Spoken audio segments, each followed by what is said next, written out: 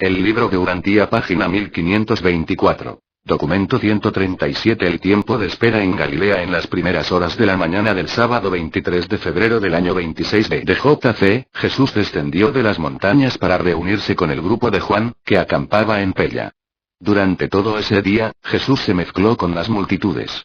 Ministró a un muchacho que se había lesionado en una caída y lo llevó a la vecina aldea de Pella para entregárselo a salvo a sus padres. 1. La selección de los primeros 4 apóstoles. Durante ese sábado, 2 de los principales discípulos de Juan pasaron muchas horas con Jesús. De todos los discípulos de Juan, uno llamado Andrés era el que estaba más profundamente afectado por Jesús. Lo acompañó a Pella con el muchacho lesionado.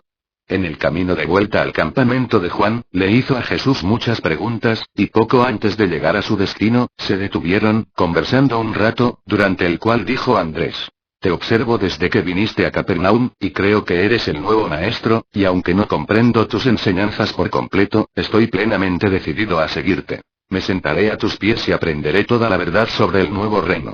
Jesús entonces, con cordial afirmación, recibió a Andrés como el primero de sus apóstoles, ese grupo de 12 que trabajarían con él en la obra de establecer el nuevo reino de Dios en el corazón de los hombres. Andrés era un observador silencioso y creyente sincero de la obra de Juan, y tenía un hermano muy capaz y entusiasta, llamado Simón, que era uno de los principales discípulos de Juan. Se podría decir en verdad que Simón era uno de los partidarios más importantes de Juan. Poco después de regresar Jesús y Andrés al campamento, Andrés buscó a su hermano Simón, y llevándole aparte, le dijo que estaba convencido de que Jesús era el gran maestro, y se había comprometido a ser su discípulo.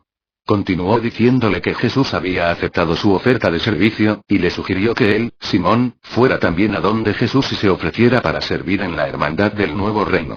Dijo Simón: Desde que vino ese hombre a trabajar en el taller de Zebedeo, he creído que había sido enviado por Dios, pero, ¿qué haremos con Juan? ¿Vamos a abandonarle? ¿Crees tú que sería correcto eso? Convinieron pues que enseguida irían donde Juan para consultarle. Juan se entristeció con la idea de perder a 2 de sus mejores consejeros y discípulos más prometedores, pero respondió valerosamente a sus preguntas, diciendo: Este no es más que el comienzo. Pronto mi obra llegará a su fin, y seremos todos discípulos de él. Entonces Andrés pidió a Jesús que se apartara de la muchedumbre, anunciándole que su hermano deseaba entrar al servicio del nuevo reino. Al recibir a Simón como su segundo apóstol, Jesús dijo: Simón, tu entusiasmo es encomiable, pero peligroso para el trabajo. Página 1525 del reino. Te recomiendo que pienses lo que dices. Te cambiaré tu nombre al de Pedro. Los padres del joven lastimado que vivían en Pella le habían rogado a Jesús que pasara la noche con ellos, que considerara su casa como la casa de él, y él había aceptado. Antes de despedirse de Andrés y de su hermano, Jesús dijo: Mañana temprano iremos a Galilea. Cuando Jesús regresó a Pella para pasar la noche y estando Andrés y Simón aún hablando sobre la naturaleza de su servicio en el establecimiento del reino venidero, llegaron Santiago y Juan, los hijos de Zebedeo, de regreso de su larga e infructuosa búsqueda en las colinas por descubrir el paradero de Jesús. Al oír de labios de Simón Pedro cómo él y su hermano, Andrés, se habían convertido en los primeros consejeros aceptados del nuevo reino, y que saldrían temprano al día siguiente con su nuevo maestro para Galilea, Santiago y Juan se entristecieron. Conocían a Jesús desde hacía tiempo, y lo amaban. Lo habían buscado por muchos días en las montañas, y al regresar se enteraron de que otros habían sido preferidos en lugar de ellos. Preguntaron a dónde había ido Jesús y se dirigieron deprisa de buscarle. Jesús estaba durmiendo cuando llegaron a la morada, pero lo despertaron, diciéndole: ¿Cómo puede ser que mientras nosotros que por tanto tiempo hemos convivido contigo te estábamos buscando en las montañas, tú elegiste a otros en nuestro lugar, seleccionando a Andrés y a Simón como tus primeros asociados en el nuevo reino? Jesús les respondió: Serenad vuestro corazón y preguntaos, ¿quién os mandó buscar al Hijo del Hombre cuando estaba ocupado con los asuntos de su Padre? Cuando relataron los detalles de su larga búsqueda en las montañas, Jesús siguió amonestándolos: Debéis aprender a buscar el secreto del nuevo reino en vuestro corazón y no en las colinas. Lo que buscabais ya estaba presente en vuestra alma. Por cierto, sois mis hermanos, no necesitáis ser recibidos por mí, ya estabais en el reino, y debéis estar de buen ánimo. Preparaos también para ir con nosotros a Galilea mañana. Se atrevió entonces Juan a preguntar: Pero, maestro, ¿seremos Santiago y yo tus asociados en el nuevo reino, igual que Andrés y Simón? Y Jesús, poniendo su mano sobre el hombro de cada uno de ellos, dijo: Hermanos míos, ya estabais conmigo en el espíritu del reino, aún antes de que estos otros solicitaran ser recibidos. Vosotros, hermanos míos, no tenéis necesidad de solicitar entrada en el reino. Habéis estado conmigo en el reino desde el principio. Ante los hombres, es posible que otros tomen precedencia sobre vosotros, pero en mi corazón yo os he contado en los concilios del reino, aún antes de que pensarais en pedírmelo. Aún así, podríais haber sido vosotros los primeros ante los hombres si no os hubieseis ausentado para dedicaros a una tarea bien intencionada, pero impuesta por vosotros mismos, de buscar a aquel que no estaba perdido. En el reino venidero, no os preocupéis por lo que nutre vuestra ansiedad, preocupaos más bien en todo momento de hacer solamente la voluntad del Padre que está en el cielo. Santiago y Juan recibieron el regaño de buen modo. Nunca más tuvieron envidia de Andrés y Simón. Y se aprontaron pues, con los otros 2 apóstoles asociados, a partir para Galilea a la mañana siguiente. Desde este día en adelante la palabra apóstol fue empleada para distinguir a la familia elegida de los consejeros de Jesús de la vasta multitud de discípulos creyentes que posteriormente le siguieron. Tarde esa noche Santiago, Juan, Andrés y Simón se sentaron a conversar con Juan el Bautista, y con los ojos llenos de lágrimas pero la voz serena el fornido página 1526 profeta judeo entregó a 2 de sus mejores discípulos para que fueran los apóstoles del príncipe Galileo del reino venidero. 2.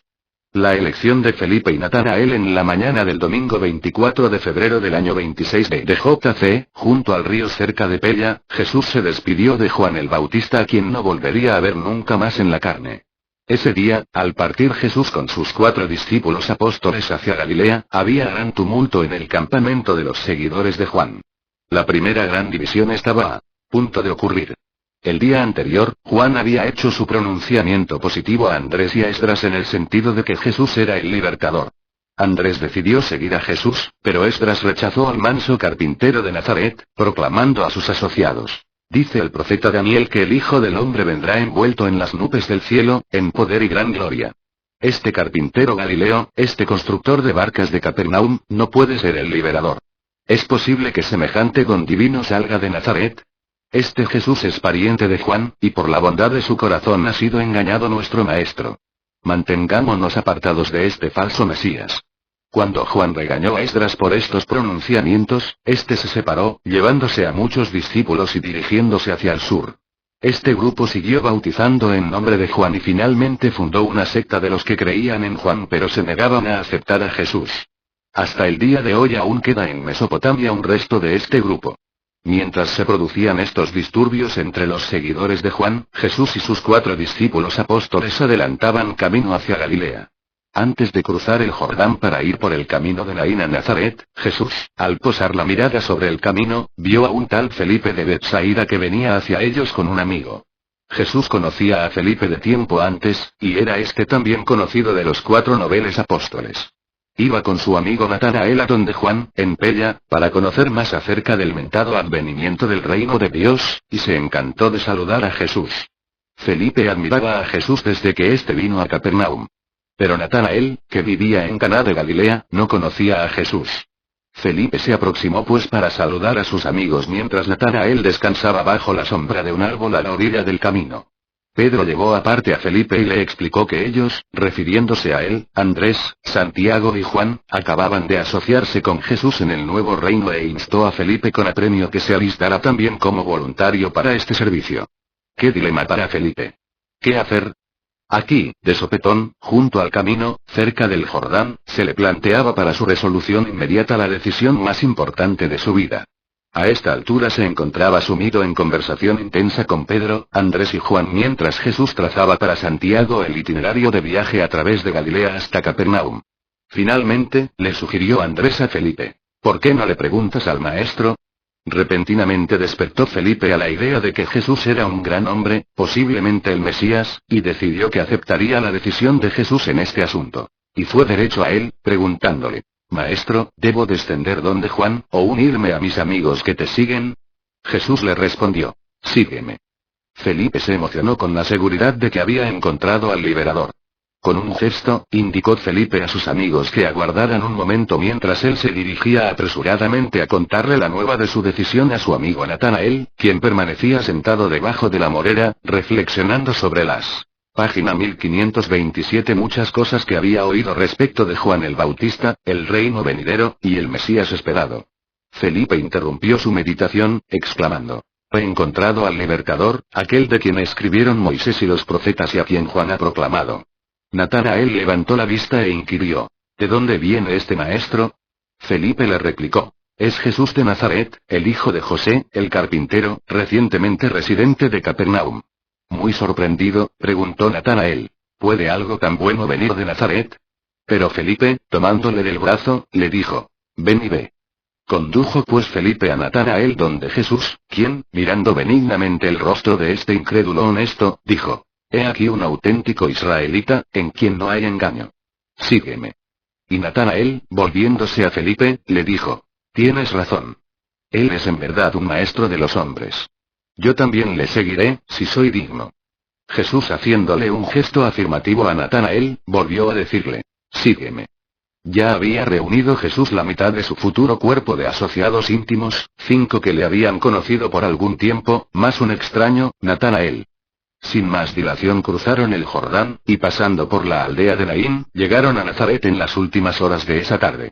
Todos ellos pasaron la noche con José, en la casa de la niñez de Jesús. Los asociados de Jesús no comprendían por qué su nuevo maestro estaba tan preocupado por destruir completamente todo vestigio de sus escritos que aún quedaban en la casa, tales como los 10 mandamientos y otras frases y dichos. Pero esta acción, juntamente con el hecho de que no le vieron nunca más escribir, excepto en el polvo o en la arena, se grabó en la mente de los apóstoles en forma indeleble. 3. La visita a Capernaum. Al día siguiente envió Jesús a sus apóstoles a Caná, ya que todos ellos habían sido invitados a la boda de una prominente doncella de ese pueblo, mientras se preparaba a hacerle una breve visita a su madre en Capernaum, deteniéndose en Magdala para ver a su hermano Judá. Antes de salir de Nazaret, los nuevos asociados de Jesús relataron a José y a otros miembros de la familia de Jesús los acontecimientos maravillosos del pasado entonces reciente y expresaron libremente su creencia de que Jesús era el libertador por tanto tiempo esperado. Los familiares de Jesús conversaron sobre estos relatos, y José dijo: tal vez, después de todo, tenía razón nuestra madre, tal vez nuestro extraño hermano sea el futuro rey.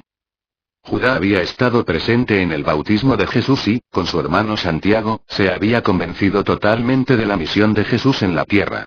Aunque tanto Santiago como Judá estaban muy perplejos respecto a la naturaleza de la misión de su hermano, su madre había resucitado todas sus primeras esperanzas de que Jesús sería el Mesías, el hijo de David, y alentaba a sus hijos a que tuvieran fe en su hermano como el libertador de Israel. Jesús llegó a Capernaum el lunes por la noche, pero no fue a su propia casa en la que habitaban Santiago y su madre. Fue directamente a la casa de Zebedeo. Todos sus amigos de Capernaum advirtieron en él un gran cambio positivo. Nuevamente parecía estar relativamente contento y más parecido a como había sido en años anteriores, cuando vivía en Nazaret.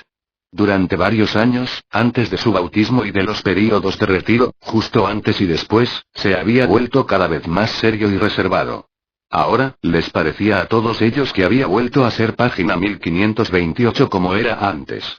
Había en él un porte majestuoso y aspecto exaltado y parecía nuevamente despreocupado y alegre. María rebosaba de esperanza. Preveía que la promesa de Gabriel estaba próxima a cumplirse. Esperaba que muy pronto toda Palestina se asustaría y se asombraría ante la revelación milagrosa de su hijo como rey sobrenatural de los judíos. Pero a las muchas preguntas de su madre, Santiago, Judá y Zebedeo, Jesús solamente replicaba sonriendo: es mejor que me quede aquí por algún tiempo. Debo hacer la voluntad de mi Padre que está en el cielo. Al día siguiente, martes, viajaron todos a Caná para asistir a la boda de Leví, que tendría lugar el próximo día. A pesar de que Jesús les había advertido repetidamente que nada dijeran a nadie sobre su misión hasta que llegara la hora del Padre, pero todos ellos divulgaron en secreto la nueva de que habían encontrado al libertador. Todos ellos confiaban que Jesús inauguraría la asunción de su autoridad mesiánica en las próximas bodas de Caná, y que lo haría con gran poder y sublime grandeza. Recordaban lo que se les había relatado sobre los fenómenos ocurridos en ocasión de su bautismo, y creían que su rumbo futuro en la tierra estaría marcado por manifestaciones siempre crecientes de maravillas sobrenaturales y demostraciones milagrosas. Por consiguiente, toda la región se preparaba para reunirse en Caná para los esponsales de Leví y Joab el hijo de Natán. Hacía muchos años que María no estaba tan feliz. Viajó a Caná con el espíritu de la reina madre que se dispone a presenciar la coronación de su hijo. La familia y los amigos de Jesús no lo habían visto tan despreocupado y alegre, tan considerado y comprensivo de los deseos de sus asociados, tan enternecedoramente compasivo desde que tenía él 13 años. Así pues susurraban entre ellos, en pequeños grupos, preguntándose qué sucedería. ¿Qué iba a hacer ahora esta extraña persona? ¿De qué manera anunciaría la gloria del reino venidero? Todos ellos estaban emocionados porque estarían presentes para contemplar la revelación del poder y la potencia del Dios de Israel. 4. Las bodas de Caná para el mediodía del miércoles habían llegado a Caná casi 1000 huéspedes, más de 4 veces el número de invitados a la fiesta nupcial. Era costumbre judía celebrar bodas los miércoles, las invitaciones habían sido enviadas con un mes de antelación. En la mañana y durante las primeras horas de la tarde, más parecía esta una recepción pública para Jesús que una boda. Todo el mundo quería saludar a este Galileo casi famoso, y él era muy cordial con todos, jóvenes y viejos, judíos y gentiles. Todos se regocijaron cuando Jesús consintió en dirigir la procesión nupcial preliminar. Ya estaba Jesús plenamente consciente de su existencia humana, su preexistencia divina, y la condición de sus naturalezas humana y divina combinadas o fusionadas. Con perfecto equilibrio podía él al mismo tiempo jugar su papel humano o inmediatamente asumir las prerrogativas de la personalidad de la naturaleza divina. A medida que pasaba el día, Jesús se fue haciendo cada vez más consciente de que la gente estaba esperando que realizara algún milagro. Más especialmente, reconocía que su familia y sus 6 discípulos apóstoles esperaban que anunciara su reino venidero en forma apropiada mediante alguna manifestación sorprendente y sobrenatural. Página 1529. En las primeras horas de la tarde María llamó a Santiago, y juntos se atrevieron a acercarse a Jesús para preguntarle si estaba dispuesto a compartir el secreto, si les diría a qué hora y en qué punto en relación con las ceremonias de la boda tenía planeado manifestarse como el sobrenatural. Tan pronto como hablaron estas palabras ante Jesús vieron que habían provocado su indignación característica. Solo dijo: si me amáis, estad dispuestos a aguardar mientras espero la voluntad de mi Padre que está en el cielo. Pero la elocuencia de su reproche se manifestaba en la expresión de su rostro.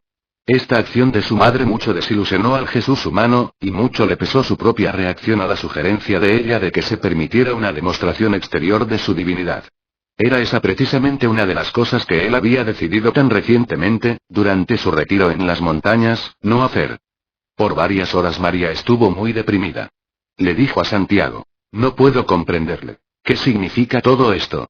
¿Es que no ha de acabar nunca su extraña conducta? Santiago y Judá trataron de consolar a su madre, mientras que Jesús se retiraba para pasar en soledad una hora. Pero regresó a la fiesta y nuevamente se mostró animado y alegre. La ceremonia nupcial proseguía en medio de un silencio de expectativa, pero se terminó sin que el huésped honrado hiciera un gesto ni pronunciara una sola palabra. Entonces se susurró que el carpintero, el constructor de barcas, anunciado por Juan como el libertador, mostraría su poder durante las festividades de la noche, quizás en la cena nupcial. Pero toda esperanza de tales demostraciones fue borrada de la mente de los 6 discípulos apóstoles cuando los juntó un momento antes de la cena nupcial y con gran intensidad les dijo: no penséis que he venido a este lugar para obrar milagros para la gratificación de los curiosos o para convencer a los incrédulos. Más bien estamos aquí para esperar la voluntad de nuestro Padre que está en el cielo. Pero al ver María y los demás a Jesús en consulta con sus asociados, se persuadieron plenamente de que algo extraordinario estaba por ocurrir. Y todos se sentaron a disfrutar de la cena nupcial y de la buena compañía en un ambiente festivo. El padre del novio había provisto vino abundante para todos los huéspedes e invitados a la fiesta nupcial, pero, ¿cómo iba él a imaginarse que la boda de su hijo habría de convertirse en un acontecimiento tan íntimamente asociado con la esperada manifestación de Jesús como el libertador mesiánico? Estaba encantado de tener el honor de contar al célebre Galileo entre sus huéspedes, pero antes de que la cena nupcial llegara a su término, los criados le trajeron la desconcertante noticia de que el vino se estaba acabando. Cuando ya se había acabado la cena formal y los huéspedes paseaban por el jardín, la madre del novio le confió a María que la provisión de vino estaba exhausta. Y María con gran confianza le dijo: no os preocupéis, hablaré con mi hijo. Él nos ayudará. Así pues se atrevió ella a hablar, a pesar del reproche de unas pocas horas antes. Por muchos años, María se había dirigido siempre a Jesús en busca de ayuda para todas las crisis de su vida hogareña en Nazaret, de manera que era tan solo natural que ella pensara en acudir a él en este momento. Pero esta madre ambiciosa tenía otros motivos al acudir a su hijo primogénito en esta ocasión. Jesús estaba de pie a solas en un rincón del jardín cuando se le acercó su madre y le dijo: «Hijo mío, no tienen vino». Y Jesús respondió: «Mi buena mujer, ¿qué tengo yo que ver con eso?». María dijo: «Pero yo creo que tu hora ha llegado. ¿No puedes tú ayudarnos?». Jesús replicó: «Nuevamente declaro que no he venido para hacer las cosas de esa manera. ¿Por qué me atribulas otra vez con estos asuntos?». Entonces, quebrantada en lágrimas, María le suplicó: «Pero, página 1530 hijo mío, yo les prometí que tú nos ayudarías. Por favor, ¿no querrías hacer algo por mí?». Habló Jesús entonces: «Mujer, ¿qué tienes tú que ver con hacer tales promesas? Cuídate de no volverlas a hacer. Debemos en todas las cosas esperar la voluntad del Padre que está en el cielo». María, la madre de Jesús, estaba desesperada. Estaba aturdida. Al verla parada frente a él, inmóvil, con el rostro bañado de lágrimas, el corazón humano de Jesús se inundó de compasión por la mujer que le había dado el ser en la carne. E inclinándose hacia adelante, apoyó tiernamente la mano sobre su cabeza diciéndole: «Basta, basta Madre María, no llores por mis palabras aparentemente duras, porque no te he dicho muchas veces que he venido solamente para hacer la voluntad de mi Padre Celestial. Con cuánta alegría haría yo lo que me pides si fuera parte de la voluntad de mi Padre». Y Jesús se detuvo de pronto, vacilando. María pareció percibir que estaba sucediendo algo. Le arrojó impulsivamente los brazos al cuello, lo besó, y corrió hasta donde estaban los criados diciendo: «Lo que mi hijo os diga, así lo haréis». Pero Jesús no dijo nada. Se daba cuenta de que ella había dicho, o más bien había deseado, demasiado. María danzaba de júbilo. No sabía cómo se produciría el vino, pero confiaba en que finalmente había persuadido a su hijo primogénito a afirmar su autoridad, atreverse a manifestarse y reclamar su posición y exhibir su poder mesiánico. Y, debido a la presencia y a la asociación de ciertos poderes y personalidades universales, que todos los allí presentes ignoraban completamente, ella no habría de ser defraudada. El vino que deseaba María y que Jesús, el Dios hombre, humana y compasivamente también había deseado, se estaba produciendo. Había allí cerca 6 grandes vasijas de piedra, llenas de agua, con capacidad para unos 80 litros cada una. El agua estaba destinada a las ceremonias finales de purificación de la celebración nupcial. La conmoción de los criados alrededor de estas enormes vasijas de agua, bajo la atareada dirección de su madre, atrajo la atención de Jesús, que al acercarse, observó que estaban vertiendo vino en jarras de las ánforas de agua. Gradualmente Jesús se fue dando cuenta de lo que había sucedido. De entre todas las personas que estaban presentes en la fiesta matrimonial de Caná, Jesús era el que más sorprendido estaba. Otros habían esperado que él obrara un prodigio, pero eso era precisamente lo que se había propuesto no hacer. Y recordó entonces el Hijo del Hombre la admonición de su ajustador del pensamiento personalizado en las montañas. Recordó que el ajustador le había advertido acerca de la incapacidad de todo poder o personalidad de privarlo de su prerrogativa creadora de ser independiente del tiempo. En esta ocasión, los transformadores del poder, los seres intermedios, y todas las demás personalidades requeridas estaban reunidas junto al agua y a los otros elementos necesarios, y en presencia del deseo expreso del soberano creador del universo, no había forma de evitar la aparición instantánea del vino. Este acontecimiento se confirmaba doblemente pues el ajustador personalizado había significado que la ejecución del deseo del Hijo no representaba en modo alguno una contravención de la voluntad del Padre. Pero este no fue en ningún sentido un milagro. No se había modificado, abrogado, ni trascendido ninguna ley de la naturaleza. No sucedió nada sino la abrogación del tiempo en asociación con la acumulación celestial de los elementos químicos que se requieren para la elaboración del vino. En Caná, en esta ocasión, los agentes del Creador hicieron vino tal como lo hacen mediante procesos naturales ordinarios, excepto que lo hicieron independientemente del tiempo y con la intervención de las agencias sobrehumanas en cuanto a acumular en el espacio los ingredientes químicos necesarios. Página 1531. Además, era evidente que la realización de este llamado milagro no era contraria a la voluntad del Padre del Paraíso, pues de otra manera no hubiera ocurrido, ya que Jesús se había sometido en todas las cosas a la voluntad del Padre. Cuando los criados llevaron este nuevo vino y se lo ofrecieron al padrino, el maestro de ceremonias, y cuando lo hubo probado, se dirigió al novio, diciéndole: Es costumbre servir el buen vino primero y, cuando los huéspedes han bien bebido, ofrecer el fruto inferior de la vid. Pero tú has guardado el mejor vino para la culminación de la fiesta. María y los discípulos de Jesús muchos se regocijaron ante el supuesto milagro, que pensaban Jesús había llevado a cabo intencionalmente, pero Jesús se retiró a un rincón solitario del jardín y se puso a meditaciones serias durante breves momentos. Finalmente decidió que el episodio estaba más allá de su control personal bajo las circunstancias en que se produjo y, no siendo adverso a la voluntad de su padre, era inevitable. Cuando apareció nuevamente entre los invitados, todos lo contemplaron con temor. Todos creían en él como el Mesías. Pero Jesús estaba dolorosamente perplejo, sabiendo que creían en él solo debido al suceso extraño que inadvertidamente habían presenciado. De nuevo se retiró Jesús a la azotea de la casa para meditar sobre los sucesos que acababan de pasar. Ya comprendía Jesús plenamente que debería mantenerse continuamente en guardia para que sus sentimientos de simpatía y lástima no produjesen una repetición de episodios de esta naturaleza. Sin embargo, muchos eventos semejantes ocurrieron antes de que el Hijo del Hombre se despidiera definitivamente de su vida mortal en la carne. 5. De regreso a Capernaum. Aunque muchos de los invitados se quedaron durante toda la semana de festividades nupciales, Jesús, con los recién elegidos discípulos apóstoles, Santiago, Juan, Andrés, Pedro, Felipe y Natanael, partieron muy de mañana para Capernaum, alejándose sin despedirse de nadie. La familia de Jesús y todos sus amigos en Caná estaban muy afligidos por la repentina desaparición de Jesús, y Judá, su hermano menor, salió en su busca. Jesús y sus apóstoles fueron directamente a la casa de Zebedeo en Betsaida. Durante este viaje habló Jesús de muchas cosas de importancia para el reino venidero con sus asociados recién elegidos y les advirtió especialmente que no mencionaran la conversión del agua en vino. También les advirtió que evitaran las ciudades de Séforis y Tiberías en su trabajo futuro. Esa noche después de la cena, en la casa de Zebedeo y Salomé, se celebró una de las conferencias más importantes de toda la carrera terrenal de Jesús. En esta reunión solo estuvieron presentes los 6 apóstoles. Judá llegó en el momento en que estaban por separarse. Estos 6 hombres elegidos habían venido desde Caná a Betsaida con Jesús, caminando como sobre nubes. Estaban pletóricos de esperanza y conmovidos con la idea de haber sido seleccionados para ser los asociados íntimos del Hijo del Hombre. Pero cuando Jesús les aclaró quién era él y cuál habría de ser su misión en la tierra y cómo acabaría tal vez, se quedaron pasmados. No podían entender lo que les estaba diciendo.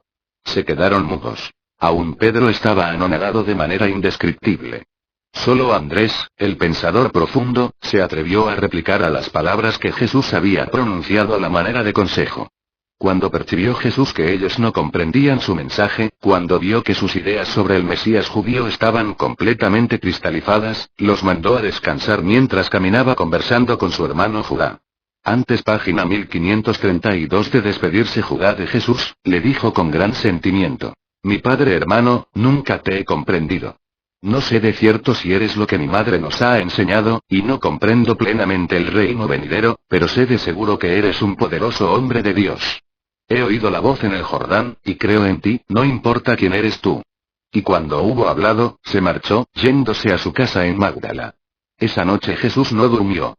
Envuelto en su manta, permaneció sentado junto a la orilla del lago, pensando hasta el alba del día siguiente.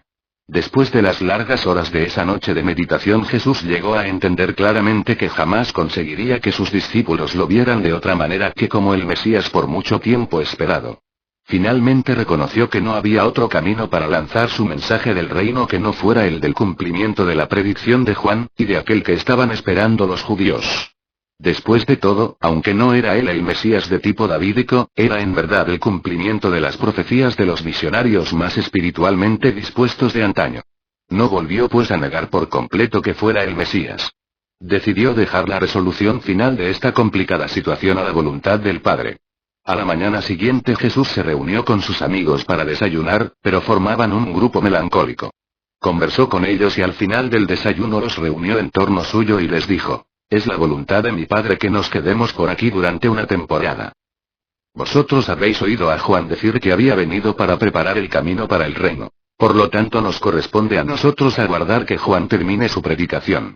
Cuando el precursor del Hijo del Hombre haya terminado su obra, comenzaremos nosotros a proclamar la buena nueva del reino. Mandó pues a sus apóstoles a que regresaran junto a sus redes de pesca mientras él se preparaba para ir con Zebedeo al taller, prometiendo verles al día siguiente en la sinagoga, donde hablaría, y dándoles cita para conferenciar con ellos ese sábado por la tarde. 6. Los acontecimientos de un día sábado. La primera aparición pública de Jesús luego de su bautismo fue en la sinagoga de Capernaum el sábado 2 de marzo del año 26 de JC. La sinagoga estaba desbordante de gente. La crónica del bautismo en el Jordán se veía ahora magnificada por las recientes noticias de Caná de la conversión del agua en vino. Jesús dio asientos de honor a sus 6 apóstoles, y sentados con ellos estaban sus hermanos carnales, Santiago y Judá. Su madre, que había regresado la noche antes a Capernaum con Santiago, también estaba presente, sentada en la sección correspondiente a las mujeres de la sinagoga. El público estaba sobre ascuas. Esperaban contemplar alguna manifestación extraordinaria de poder sobrenatural que sería un testimonio apropiado a la naturaleza y la autoridad de aquel que les hablaría en este día. Pero estaban destinados a sufrir una desilusión. Cuando se levantó Jesús, el rector de la sinagoga le entregó el rollo de la escritura, y así leyó del profeta Isaías. Así dice el Señor: el cielo es mi trono, y la tierra estrado de mis pies. ¿Dónde está la casa que me habéis de edificar? ¿Y dónde el lugar de mi morada? Mi mano hizo todas estas cosas, dice el Señor. Pero miraré a este hombre, aun al que es pobre y de espíritu contrito, y que tiembla a mi palabra. Oíd palabra del Señor, vosotros los que tembláis y teméis. Vuestros hermanos os odiaron y os echaron fuera por causa de mi nombre. Pero sea glorificado el Señor. Él aparecerá ante vosotros en alegría y todos los otros serán avergonzados. Una voz de la ciudad, voz del templo, voz del Señor dice: antes que página 1533 estuviese ella de parto, antes que le viniesen dolores, dio a luz un hijo varón. ¿Quién oyó cosa semejante? ¿Concebirá la tierra en un día? ¿O puede una nación nacer de una vez? Pero así dice el Señor: he aquí que extenderé la paz como un río, y la gloria hasta de los gentiles será como una torrente que fluye. Como aquel a quien consuela su madre, así os consolaré yo a vosotros. Y aun en Jerusalén seréis consolados. Y cuando veréis estas cosas, se alegrará vuestro corazón. Para cuando terminó de leer, Jesús le devolvió el rollo a su custodio. Antes de sentarse, dijo simplemente: sed pacientes y veréis la gloria de Dios. Del mismo modo será con todos los que aguardan conmigo y aprenden así a hacer la voluntad de mi Padre que está en el cielo. La gente se fue a sus casas, preguntándose qué significaba todo esto. Esa tarde Jesús y sus apóstoles, con Santiago y Judá, entraron en una barca y se alejaron un poco de la orilla, y echaron ancla mientras él les hablaba acerca del reino venidero. Luego comprendieron más que habían entendido la noche del jueves. Jesús les mandó que se ocuparan de sus deberes regulares hasta que llegara la hora del reino. Y para alentarles, dio el ejemplo regresando regularmente a su trabajo en el astillero. Al explicarles que habrían de pasar 3 horas por noche estudiando y en preparación para su trabajo futuro, Jesús añadió: permaneceremos por aquí hasta que el Padre me mande llamaros. Cada uno de vosotros debe regresar a su trabajo de costumbre, como si nada hubiera sucedido. No le habléis a ningún hombre de mí y recordad que mi reino no ha de venir con estruendo y pompa, sino más bien vendrá mediante el gran cambio que forjará mi Padre en vuestro corazón y en el corazón de aquellos que sean llamados a unirse a vosotros en los concilios del reino. Sois ahora mis amigos. Confío en vosotros y os amo. Pronto seréis mis asociados personales. Sed pacientes, sed tiernos. Sed siempre obedientes a la voluntad del Padre. Preparaos para el llamado del reino. Aunque experimentaréis gran gozo en el servicio de mi Padre, debéis también prepararos para las dificultades, porque os advierto que será solo con mucha tribulación que muchos entrarán en el reino. Pero para los que hayan hallado el reino, su gozo será completo, y serán llamados los benditos de toda la tierra. Pero no abriguéis falsas esperanzas. El mundo se tropezará con mis palabras. Aún vosotros, amigos míos, no percibís plenamente lo que estoy desplegando ante vuestras mentes confusas. No os equivoquéis. Trabajaremos para una generación que busca signos. Demandarán que haga milagros como prueba de que soy el enviado de mi Padre, y serán lentos en reconocer las credenciales de mi misión en la revelación del amor de mi Padre. Esa noche, cuando volvieron a la tierra firme, antes de irse cada cual por su rumbo, Jesús oró, de pie a orillas del agua: Padre mío, doy gracias por estos pequeños que, a pesar de sus dudas, ya mismo creen. Para el bien de ellos me he reservado yo para hacer tu voluntad. Que ahora aprendan pues a ser uno, así como tú y yo somos uno. 7. 4 meses de capacitación durante 4 largos meses, de marzo, abril, mayo y junio, continuó este compás de espera. Jesús celebró más de 100 sesiones de capacitación largas e intensas, aunque también llenas de alegría y gozo, con estos 6 asociados y su página 1534. Propio hermano Santiago. Debido a enfermedad en su familia, Judá rara vez podía asistir a estas clases. Santiago, el hermano de Jesús, no perdió la fe en él, pero María, durante estos meses de postergación e inacción casi llegó a desesperar de su hijo. Su fe, que había alcanzado tales alturas en Caná, se hundía hasta los niveles más bajos. Solo atinaba a recurrir a su exclamación tan frecuentemente repetida. No alcanzo a comprenderlo. No me puedo imaginar qué significa todo esto. Pero la mujer de Santiago hizo mucho para fortalecer el valor de María. Durante estos 4 meses estos 7 creyentes, uno de ellos su propio hermano carnal, estaban conociendo a Jesús. Estaban acostumbrándose a la idea de vivir con este Dios hombre. Aunque le llamaban rabino, estaban aprendiendo a no temerle. Jesús poseía esa gracia inigualable de la personalidad que le permitía vivir entre ellos sin desalentarlos con su divinidad. Encontraban que ser amigos de Dios, Dios encarnado en la semejanza de carne mortal, les resultaba sumamente fácil. Este compás de espera fue una fuerte y dura prueba para todo el grupo de creyentes. Nada, absolutamente nada milagroso sucedió. Día tras día seguían haciendo ellos su trabajo ordinario, noche tras noche se sentaban a los pies de Jesús. Y se mantenían unidos por su personalidad sin par y por las elocuentes palabras con que les hablaba noche tras noche. Este período de espera y enseñanza fue especialmente arduo para Simón Pedro. En repetidas ocasiones trató de persuadir a Jesús para que se lanzara a la predicación del reino en Galilea mientras Juan seguía predicando en Judea. Pero la respuesta de Jesús a Pedro era siempre: ten paciencia, Simón. Progresa. Ninguno de nosotros estará demasiado preparado para cuando el Padre nos llame. Andrés tranquilizaba a Pedro de vez en cuando con su consejo más maduro y filosófico. Andrés estaba muy impresionado con la naturalidad humana de Jesús.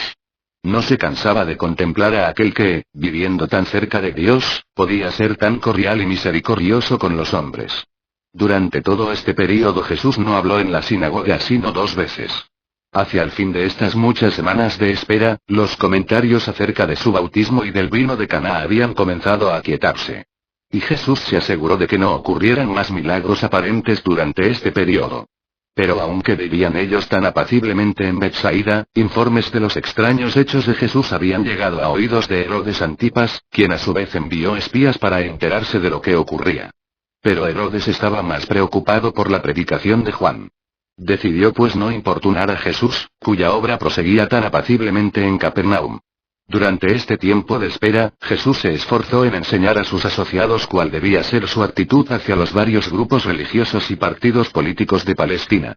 Las palabras de Jesús eran siempre: procuramos ganarlos a todos ellos, pero no pertenecemos a ninguno de ellos.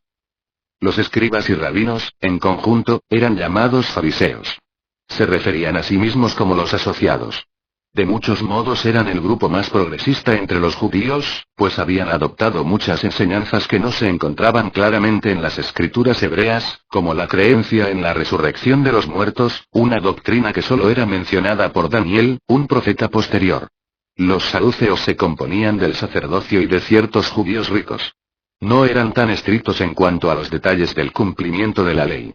Los fariseos y los saduceos eran realmente partidos religiosos, más bien que sectas. Los esenios eran una verdadera secta religiosa, que se originó durante la Revolución Macabea, y cuyas normas eran en algunos aspectos más exigentes que las de los fariseos. Habían adoptado muchas creencias y prácticas persas, vivían página 1535 como una hermandad en monasterios, se abstenían del matrimonio, y tenían todas las cosas en común. Se especializaban en las enseñanzas acerca de los ángeles. Los celotes eran un grupo de fervientes patriotas judíos. Sostenían que cualquier método se justificaba en la lucha para librarse de la esclavitud del yugo romano. Los herodianos eran un partido puramente político que abogaba por la emancipación del gobierno directo de Roma mediante la restauración de la dinastía herodiana. En el centro mismo de Palestina vivían los samaritanos, con quienes los judíos no tenían trato, pese a que ellos mantenían muchos puntos de vista similares a las enseñanzas judías. Todos estos partidos y sectas, incluyendo la pequeña hermandad nazarea, creían en el advenimiento del Mesías. Todos esperaban al libertador nacional. Pero Jesús fue muy preciso en aclarar que él y sus discípulos no se aliarían a ninguna de estas escuelas de pensamiento o práctica. El Hijo del Hombre no sería ni nazareo ni esenio. Si bien Jesús posteriormente instruyó a los apóstoles que debían salir, tal como había hecho Juan, y predicar el Evangelio e instruir a los creyentes, hizo hincapié en la proclamación de la buena nueva del reino del cielo. Inculcó infatigablemente en sus asociados que debían mostrar amor, compasión y comprensión. Desde el principio enseñó a sus seguidores que el reino del cielo era una experiencia espiritual que tenía que ver con la entronización de Dios en el corazón de los hombres. Mientras así aguardaban antes de comenzar su predicación pública activa, Jesús y los 7 pasaban 2 noches por semana en la sinagoga, estudiando las escrituras hebreas. En años posteriores, después de temporadas de intenso trabajo público, los apóstoles recordarían estos 4 meses como los más preciados y productivos de su entera asociación con el Maestro. Jesús enseñó a estos hombres todo lo que podían asimilar. No cometió el error de enseñarles por demás. No precipitó su confusión presentándoles una verdad que rebasara su capacidad de comprensión. 8. El sermón sobre el reino el sábado 22 de junio, poco antes de salir ellos en su primera gira de predicación y unos 10 días después del arresto de Juan, Jesús ocupó el púlpito de la sinagoga por segunda vez desde su llegada a Capernaum con sus apóstoles. Unos días antes de la predicación de este sermón sobre el reino, mientras estaba Jesús trabajando en el astillero, Pedro le trajo la noticia del arresto de Juan. Jesús otra vez dejó sus herramientas, se quitó el delantal, y le dijo a Pedro: «La hora del Padre ha llegado. Preparémonos para proclamar el Evangelio del reino». Jesús hizo su último trabajo en el banco de carpintería este martes 18 de junio del año 26 de JC. Pedro se apresuró a salir del taller y hacia el mediodía había reunido a todos sus asociados, y dejándoles en un huerto junto a la costa, fue en busca de Jesús. Pero no pudo encontrarlo, porque el maestro había ido a otro huerto diferente a orar. Y ellos no volvieron a verle hasta tarde esa noche cuando regresó a la casa de Zebedeo y pidió comida. Al día siguiente envió a su hermano Santiago para que solicitara el privilegio de hablar en la sinagoga el sábado siguiente. El rector de la sinagoga mucho se complació de que Jesús deseaba nuevamente conducir los oficios. Página 1536. Antes de predicar Jesús este memorable sermón del reino de Dios, el primer esfuerzo ambicioso de su carrera pública, leyó en las Escrituras estos pasajes: «Vosotros seréis para mí un reino de sacerdotes, una gente santa». Yahvé es nuestro juez, Yahvé es nuestro legislador, Yahvé es nuestro rey. Él mismo nos salvará. Yahvé es rey mío y Dios mío. Él es un rey grande sobre toda la tierra. La benevolencia recae sobre Israel en este reino. Bendita sea la gloria del Señor porque Él es nuestro rey. Cuando terminó de leer, dijo Jesús: «He venido para proclamar el establecimiento del reino del Padre. Y este reino incluirá las almas adorantes de judíos y gentiles, ricos y pobres, libres y esclavos, porque mi Padre no tiene favoritos. Su amor y su misericordia son para todos. El Padre, que está en el cielo, envía su Espíritu para que habite la mente de los hombres, y cuando yo haya terminado mi obra en la tierra, asimismo será derramado el Espíritu de la verdad sobre toda carne. El Espíritu de mi Padre y el Espíritu de la verdad os establecerán en el reino venidero de comprensión espiritual y rectitud divina. Mi reino no es de este mundo. El Hijo del Hombre no conducirá ejércitos en batalla para el establecimiento de un trono de poderío o un reino de mundana gloria. Cuando haya venido mi reino, conoceréis al Hijo del Hombre como el Príncipe de la Paz, la revelación del Padre sempiterno. Los hijos de este mundo luchan por el establecimiento y expansión de los reinos de este mundo, pero mis discípulos entrarán en el reino del cielo por sus decisiones morales y por sus victorias espirituales. Y cuando hayan entrado, encontrarán gozo, rectitud y vida eterna. Los que busquen primeramente entrar en el reino, luchando por alcanzar una nobleza de carácter semejante a la de mi Padre, poseerán finalmente todas las demás cosas que les son necesarias. Pero os digo con toda sinceridad, a menos que busquéis entrar en el reino con la fe y la dependencia confiada de un niñito, no seréis en modo alguno admitidos. Pero no os engañéis por los que vienen diciéndoos que aquí está el reino o que allí está el reino, porque el reino de mi Padre nada tiene que ver con cosas visibles y materiales. Y este reino ya está entre vosotros, porque donde el Espíritu de Dios enseña y dirige al alma del hombre, allí en realidad está el reino del cielo. Y este reino de Dios es rectitud, paz y gozo en el Espíritu Santo. Juan ciertamente os bautizó como símbolo del arrepentimiento y para la remisión de vuestros pecados, pero cuando entréis en el reino celestial, seréis bautizados con el Espíritu Santo.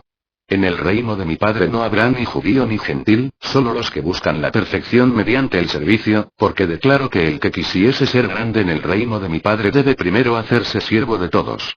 Si queréis servir a vuestros semejantes, os sentaréis conmigo en mi reino, así como, sirviendo en la similitud de la criatura, yo dentro de poco estaré sentado con mi padre en su reino.